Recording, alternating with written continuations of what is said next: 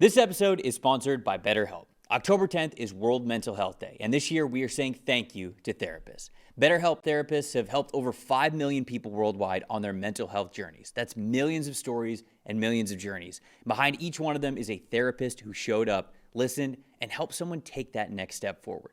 Moments in therapy, like asking the right questions, having a safe place to get emotional or cry, or small wins, they can change lives.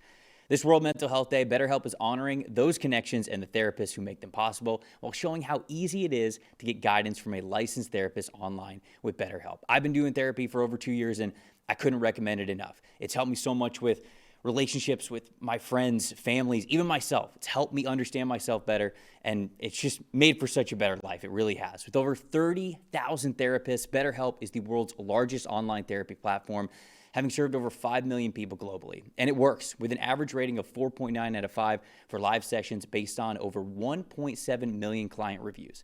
This World Mental Health Day, we are collaborating with those therapists who have helped millions of people take a step forward. If you're ready to find the right therapist for you, BetterHelp can help you start that journey. Our listeners get 10% off of their first month at BetterHelp.com/PFF. That's BetterHelp, HELP.com/PFF. The Arizona Cardinals coming off a really tough loss against the Tennessee Titans, traveling to Indianapolis, which is never a good place to play that we have seen so far in 2025, just because Indianapolis might be the most consistent team in the NFL so far 5 weeks through the season. What do you think happens in this one? Which side of the ball you want to start with? I really like the opportunity, once again, the Colts have to score points in this game, because I think the Cardinals defense sets up so well for Shane Steichen and Daniel Jones to do what they want. The Cardinals defense, first of all, they got a lot of injuries at corner, but Will Johnson especially is playing well on the outside. They've got a good set of safeties, but the big thing that they do in the secondary, they sit back and prevent you from taking deep shots down the field. They want to sit back and make tackles underneath, right? So the Cardinals play the highest percentage of quarters, cover 4, in the NFL. You can see that through the schemes. You can see that through the mentality of their play in coverage. They just want to keep things in front of them, right? But bringing in Daniel Jones, bringing him into Indianapolis, that was the entire idea, is that we can complete these underneath passes now to all these weapons and work after the catch and just continue to work our way down for first downs. You look at Daniel Jones throwing under 20 yards so far. I think this is the exact reason that they made him the starting quarterback, because he makes the easy throws, right? 83.2 passing grade on throws under 20 yards in the air, 5th in the NFL, 6th in yards per attempt. He completes them, or at adjusted completion rate at 84%, the 8th lowest uncatchable pass rate. Within a certain box, within that 20-yard box, Daniel Jones is going to be really, really accurate. And I think that's exactly what you have to do against this Cardinals defense that wants you to play within that box, and they just don't want to give up home runs, right? I think that's just the idea of Jonathan Gannon's defense and playing so much quarters in this secondary, is we're going to prevent those deep shots. Well, the Colts don't take them anyway. I think this game really does set up very well for Daniel Jones and Shane Steichen and even Jonathan Taylor in the run game to do pretty much nothing out of the ordinary for what they've been doing the first 5 weeks of the season already. Kyler Murray on the injury report in the early part of the week due to a foot injury. Says status unknown, but he's not practicing this week. So obviously, if Kyler's out of this game, it completely changes things. But specifically on Arizona's side of things, running the ball on third down has been a big issue for this team specifically. They have a 59.1 rushing grade on third downs, which is 28th in the NFL. And when I went back to that Titans game and I wanted to look things up to see, like, man, how are they not able to close this out? I understand they don't have James Conner, they don't have Trey Benson. You're down your top 2 backs. It's going to be tough anyways, but still, there were moments where I felt like they really could have put that game away. I've talked about how I think their offensive line is fine in pass protection. I don't really know if they have those people movers, those impact blockers in the run game, and I feel like that has shown up a couple of times throughout this season already. So in the run game, I think that they just have to be better overall, specifically when it comes to running the ball on third down.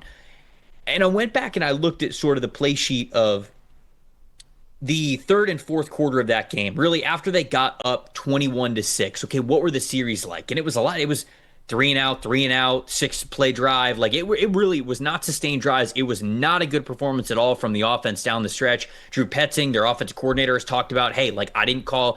I'm not quoting him verbatim here, but it was basically like, hey, I could have called a better game there. I could have done better for us. And I think everybody knows that after you lose a game the way that they did to the Titans.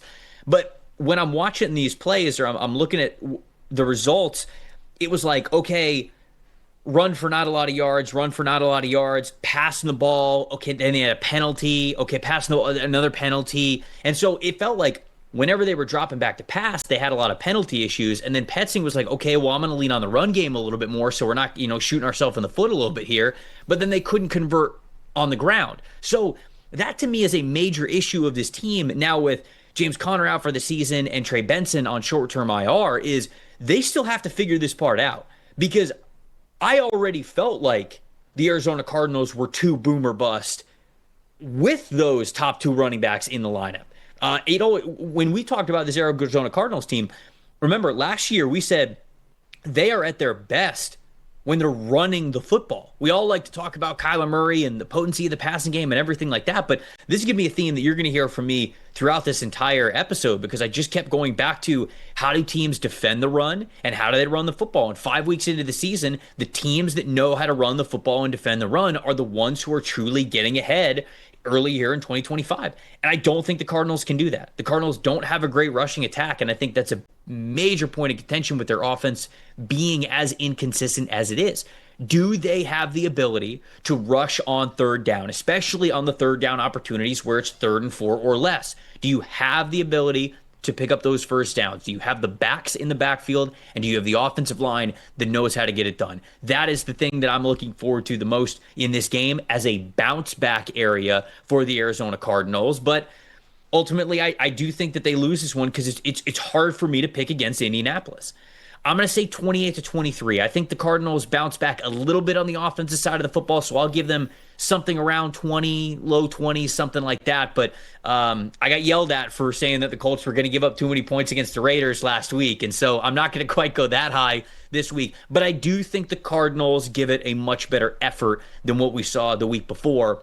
Ultimately, though, I do think the Colts win. I'll go 28-23 here in this one. I like the Colts as well, actually, even more than you do. If we were doing some sort of confidence scale for these picks, this one would be pretty high on the list for me because the Colts offense has been defined by their consistency, like you mentioned this season. The Cardinals offense, to me, has been defined by their inconsistency and just going long droughts in games without any points. And you mentioned the run game. That's what you get from a team that's 26 in run blocking grade right now. They are not making it happen, even in those short yardage situations. So, and also just the entire feel of, look, the Colts are rolling. Last week was business as usual for them, beating the Raiders 40-6.